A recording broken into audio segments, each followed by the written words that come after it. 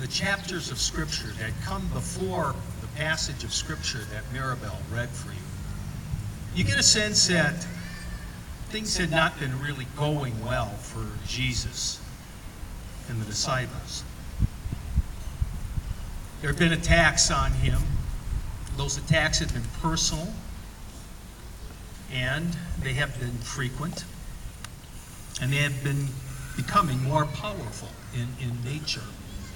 And these attacks against Jesus put stress not just on Jesus, but on his disciples as well. And so that stress then caused problems. Some in-house bickering, if you will. A little dissension. Well, things were not really going the best.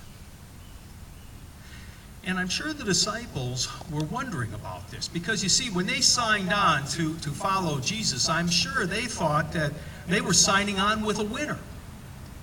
But as Jesus continued that ministry, and as that ministry started to focus a little bit more on Jerusalem, I'm sure some of the disciples were beginning to think that maybe they had signed on with a loser. When they first signed on, I'm sure the disciples were excited, thinking that they had signed on with this coming new messianic king, and that there would be pomp and pageantry and all kinds of wonderful, glorious experiences that would elevate Jesus and the disciples. But now, as Jesus kind of started moving towards Jerusalem, it was almost as if the disciples were following a losing candidate at the end of the campaign. Now, things were getting tough. Jesus was a powerful speaker, but for some reason, he really wasn't attracting the crowds that he did early on in his ministry. And I'm sure the disciples figured that there was a reason for that. It's not recorded in Scripture, but I'm sure those disciples sat down with Jesus and said, Jesus, the reason why you're having trouble, the reason why the crowds aren't as large as they once were, it's because of your message. I mean, you're talking about service. You're talking about sacrifice. People really don't want to hear that. They don't want to hear about carrying a cross. Maybe the disciples suggested to Jesus, you need to lighten up a little bit on sacrifice and service. You need to start talking about the Romans and how we need to do away with the Romans. Now, that's going to attract a crowd.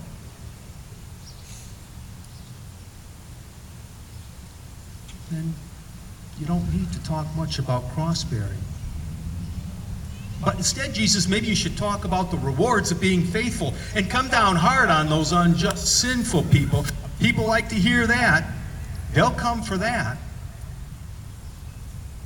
But Jesus would have nothing to do with that. He wasn't going to change his message or the tone of his message.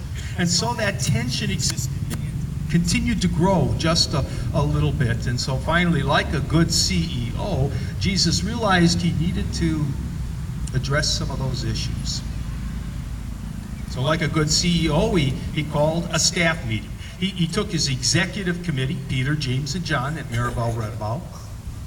He said, we're going to go on a half-day retreat. We're going to talk about what's been going on. So they get up on that mountain there. Jesus calls the meeting to order and begins to address the situation, and then it happened. I mean, Matthew says that Jesus became kind of transfigured. In other words, he kind of looked like a ghost or something. It's a mystical experience. And then if that wasn't enough, mystery, suddenly there's Elijah and Moses. Elijah, the great prophet. Moses, the great lawgiver. They're standing on either side of Jesus, kind of like former CEOs, and their presence can only mean one thing. Jesus has their support. He has the backing of the law. He has the backing of the prophets. Their presence symbolizes to the executive committee that Jesus knows what he's talking about. He's not a misguided Messiah. And then if that wasn't enough, then suddenly there's this cloud that kind of settles upon all of them. And they hear this voice. This voice says, "This is my son. Listen to him." All four gospel writers tell us this particular story. Now, why? Well, there's a number of truths that are lifted up in this particular story. But I think the truth that I want to focus on with you this morning is the truth that in this mystical event, God brought an affirming word to Jesus and his disciples. Remember, things weren't going well. The disciples are beginning to get shaky feet. And then there up on that mountain, this episode takes place. And they hear the voice of God bringing these affirming words. "This is my son, whom I'm well pleased." Jesus heard those words when he was baptized. Do you remember that story? The same words at the beginning of his ministry. And now when things are getting kind of shaky, when things are starting to focus on heading towards Jerusalem, where it's going to get tough, it's going to get rocky, he hears those same words. "This is my beloved son, whom I am pleased." Words of affirmation coming to Jesus. But also words of affirmation coming to the disciples. And that's why the voice of God says to the disciples, "Listen to him. Listen to Jesus." Affirmation. It came to Jesus and his disciples up there on that mountain, because Jesus was committed to walk the road of discipleship. He wasn't going to change his tune.